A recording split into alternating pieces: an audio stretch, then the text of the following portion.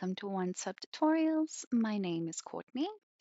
Today we're going to take a look at your default booking form, understanding your required and conditional fields.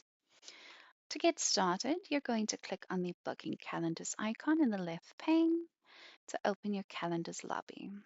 From here, you'll click on one of your booking calendars, and once the page loads, you'll see the option called Booking Form at the top of your screen.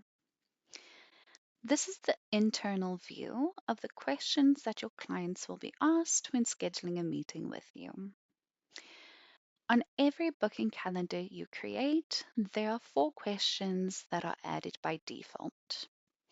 Your contact name and your contact email address.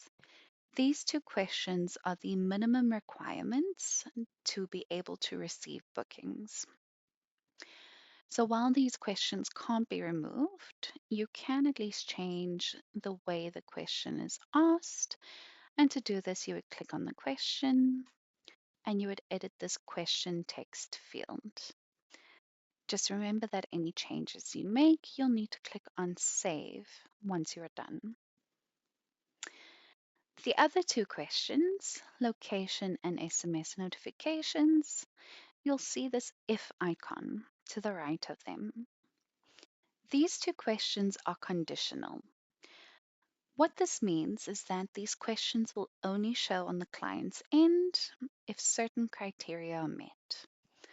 For meeting location, this will be shown if you offer more than one location on the same calendar. For SMS notifications, this option will only be shown if your guest notification section has been set up to send SMSs to your clients, whether that's a confirmation, a reminder, or a cancellation.